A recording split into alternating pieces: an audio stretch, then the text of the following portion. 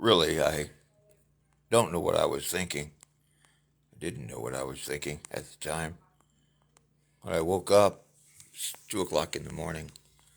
I looked at my cell phone, realized my room was smoky, so I went outside to take a breath. I couldn't catch my breath. I started breathing pretty heavily. I didn't know what was going on, but typically, typically, when you're when you have COPD, you can get short of breath pretty quick. So I didn't really concern myself with it. But as I went back into the house, I noticed that there was a thin layer of smoke. Well, a thick layer of smoke, but it was thin smoke. It wasn't like thick smoke, like cloud smoke. And curiously, I looked at it some and kept sitting in the room with it, not knowing that it's potentially dangerous.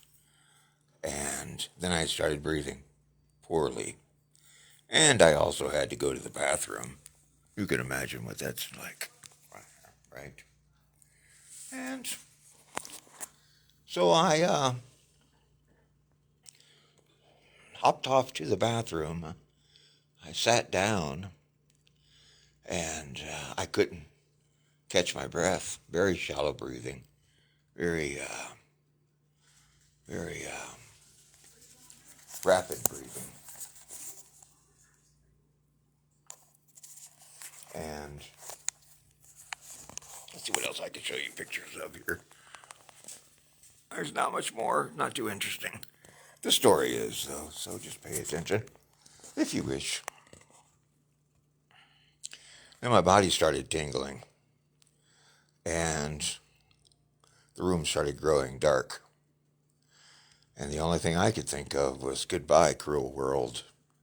It's been nice knowing you. I said, damn it, I gotta die on a toilet?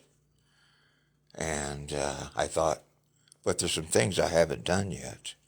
And I could feel 3 things that I haven't done that is unfinished business for me. But then I also realized I left my phone in the other room, and I couldn't catch my breath.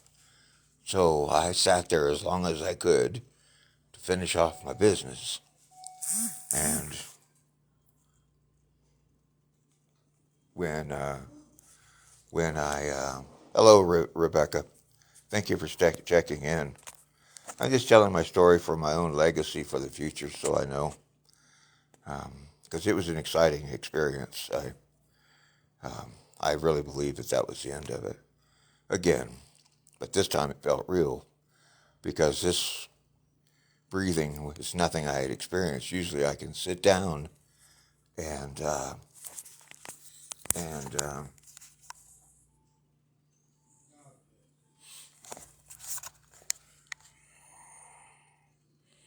they got me tied up everywhere. This is a cool device. Let me finish my story. So I managed to get back into the living room, and I immediately pick up my phone and dial 911. The guy's like, what's going on? I could barely tell him I can't breathe. And he said, you can't breathe? I said, yes, correct.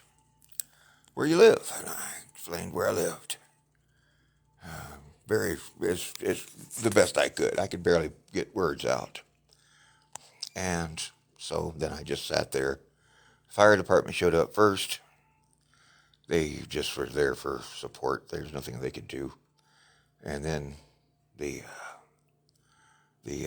ambulance showed up about 45 minutes into this, mind you.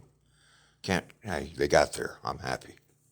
They started administering some first aid, albuterol, you know, and whisked me off here. And here I am thinking it's only COPD,